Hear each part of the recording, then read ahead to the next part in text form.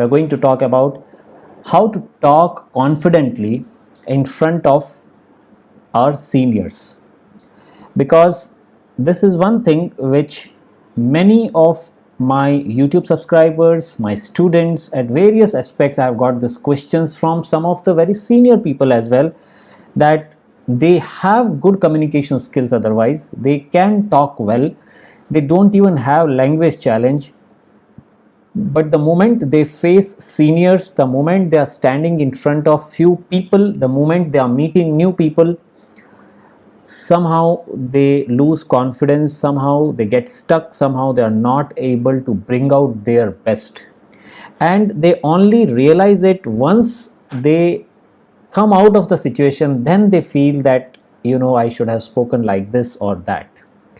Sometimes they cannot handle questions, sometimes they want to speak something, but they are simply not able to open their mouth when the situation comes. So today we will discuss step by step how do we overcome this tendency to getting stuck when the real situation comes.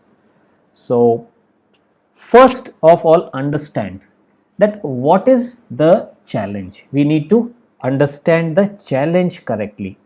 Is it the skill challenge, or is it a confidence challenge or mindset challenge? Okay. So if it is a skill challenge, then the scenario would be, I can speak well otherwise, but only when I am in front of certain kind of people, I can't speak well. That means it's not a skill challenge, it's a confidence challenge. If it is a skill challenge, that means you will not speak well even otherwise. Not just in front of your senior, even in front of an ordinary audience, you don't speak well. Even when you are traveling and your fellow passengers are there, you do not speak well. So that is not just a mindset problem, that could also be a communication skill challenge. Yes. So if it is the mindset problem, if it is the confidence challenge, that in front of my senior only I get stuck, then you need to do the following. Okay. Think about these questions carefully and try to answer them. Answer them within yourself. Hold a pen and paper and write this question. Number one, do I respect my own opinions? Make a note of this question. They may look very simple, but please make a note of this question. Okay. So first part is, do I respect my own opinion? Answer to this question in a very, very genuine way. Because if a person has not developed a clear sense of individuality, what is clear sense of individuality? Understanding that there is an entity called me, and this also has to get some respect. I have my own views. I have my own ideas. Okay. Where I have done my own introspection, where I have created my own thought process, and based on that I speak my mind. Okay.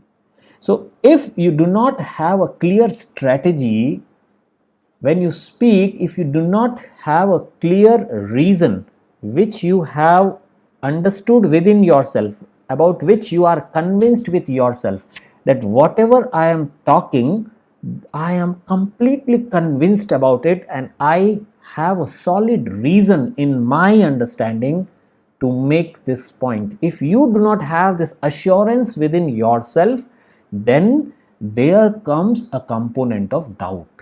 What is the doubt? What happens in front of seniors? There is a fear that I may be wrong, my senior may get offended, or I may do a silly mistake on which they may laugh. These kind of thought process somewhere at the back of your mind actually do not let you be yourself, do not let you present frankly, because there is a doubt on your opinion. You are not clear with yourself. Okay. So it's very important to give the answer of that question. What's the question? Do I respect my own opinions? Whatever thought process you have, whatever views you have, do you really believe in that? Or you are saying it merely because it has been told to you by many people, or you have heard it somewhere, or you have become or developed a habit of being a yes person. Yes person means what? A person who doesn't have his or her own opinions, when he gets with certain group, he starts talking like them. He starts playing a good boy, So whatever my group, a set of friends are there and they are talking in certain way, I just talk like them to get into their good books. Okay, so that they are comfortable with me. So I always talk what they want to hear. I always talk out of seeking their confirmation with that mindset and not out of my presenting my own original thought process. There is one scenario which is there in our country, and please understand this. I am taking it with depth, and only if you listen it carefully you will get the key points here. The scenario is majority of the people during their student life are overprotected by their family. They are not exposed to the challenges which they are going to get in their later life. Everything is given to them ready made by parents. They are overprotected. And most of the times their decisions are taken by seniors. Their decisions are taken by their elders. So even if a child wants to buy a shirt or trouser or want to go out and eat something, it's like, Papa, what should I eat? Mama, what should I eat? That's the way that child has been brought up. Okay. I have seen even in the college, when a student has to understand and take a decision of which stream should I join in my college, they are so much dependent on others. Now, I am not suggesting that we should not take opinions from others. That's not the point. My point is, when others are talking, do I have my own filter? Do I have my own understanding? Have I developed my sense of individuality? Do I understand that I also matter? This entity called me is also a citizen who has his or her own mind and who can create his own thought process. That usually doesn't happen because we are never trained to take our own decisions. Our decisions are taken by others, and most people take their decision by the law of conformity. If 10 people are doing something, it must be good, so let me not use my mind and let me follow them blindly. This is the pattern of thought process for many people. And when people are used to take decisions based on what others are doing, if that is the only benchmark to take my decision, then I'm never going to be confident about when I have to think on my own. I'm always looking at somebody else. So even if I cook something, whether the cooking is good or not, I want validation from others. So I'll ask others, how was the food? How did I cook? How was my tea? I want others. And this is the thought process which is suggesting that still the person has not matured to take his or her own decision. And this reflects in your communication. When this reflects in your communication, others can read it. Your seniors can feel that this boy, this girl has still not developed that maturity where she or he would speak his mind. They are still yes people. Yes sir, yes ma'am, yes sir, yes ma'am. Every time they are like this.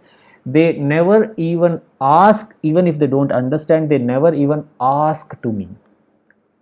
And what happens when you think of a person who doesn't have his or her own opinion, who is like a parrot talking something what he has read in social media or watched on a video somewhere or heard from somewhere?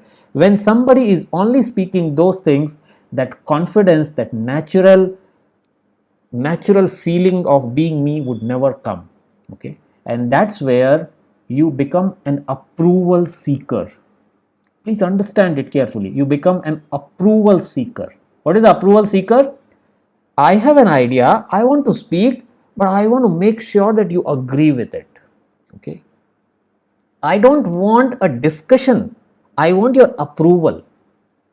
This mindset. Now I know many of you would be thinking that, but sir, in front of boss, we have to be like that only. Listen. People treat you the way you teach them to treat you. Once again, I am repeating, people treat you the way you teach them to treat you. Now, I am not suggesting you to always try to create an objection in whatever is happening. No, what I am telling you is, when you are speaking something, please see that you have conviction behind it. When you speak something, please see that you are solid in your thought process when you are speaking. And if something which you have not understood, then you should be absolutely okay in accepting it, that I do not understand this issue. Therefore, dear sir, dear ma'am, please guide me. Nothing wrong. It's not that all those people who are well read, who have experienced, who are adults, who are elder in terms of age, they don't have to know everything. A good boss will ask his employee sometimes, मुझे ये समझ में नहीं आता है, can you explain? And that's why he's boss, because he speaks his mind. He's not pretending in front of you. If the boss is pretending in front of you, then he has not yet learned his leadership lessons. Listen to this statement carefully and write it. Okay? Don't try to impress people. Win their trust. Build trust. I'm repeating. Don't try to impress people. Build trust. Building trust is more important than impressing people, especially the people in front of whom you are going to be on almost on daily basis. Sooner or later, they will know how much is the real stuff in someone and how much is show. They know it. Okay. So if somebody tries to act too smart, people can read it. Okay. Especially if they are going to be in touch for a long time. Okay. Maybe if it is a 1 week affair, maybe you can fool some people. But if you are in a workplace where you are meeting daily, don't fake anything. Be as authentic as possible. It's okay to be ignorant. It's okay to not know things. It's okay to not have fluent English. It's okay, because everybody did not know it earlier. They have learned it slowly. So it's better to start in an authentic way. Therefore, build trust. Okay. So first thing is, get clear about your ideas. Build your own thought process. Okay.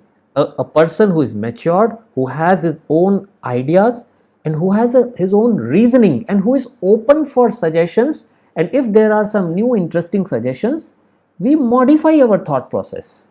There's a saying, I think Emerson told, foolish consistency is hobgoblin of weak mind. I don't want you to be foolishly consistent. Foolishly consistent means what? I believe in something, therefore I will keep believing that. I will never change my opinion. That fellow is a stupid. Okay. It's not that we should not change our opinion. It's that whatever we have, whatever opinion we have, we should have a solid base behind it. And if that base we understand, then we should adopt it fearlessly, and we should put forth our words. We should say our opinion very frankly, respectfully. Okay. So that is the first thing, developing clarity. Okay. The second aspect, one more point here is, do not feel shy of seeking help. If your boss is there, if your senior is there, and if you think you do not understand something, go to his cabin, meet him in cafeteria and say, sir, I have problem in understanding this aspect. Actually, this is what I did not understand. Could you please explain me? You know what? If you genuinely want to learn and ask people, if you are little vulnerable, I'll tell you, this is a very high skill of communication. To build trust, be little vulnerable. Don't be perfect. Nobody is perfect. It's okay to have some mistakes. Now, whatever I have been speaking, there would have been many grammatical mistakes. It's okay. People don't want you to be an expert and who doesn't make any mistake. People want you to be authentic. Therefore, please understand, if you are not understanding something, if you have certain doubts regarding your work, regarding the presentation you want to make, or some aspect of your work which you are not yet understood the logic behind it, you may know why it is done, you may know how it is done, but you do not know why it is done. If your whys are not clear, please clarify your whys. Okay. So first thing I told you, develop your own mind, your own opinion. Second thing, What I told you is, please do not hesitate in seeking help. Building trust is more important than impressing people.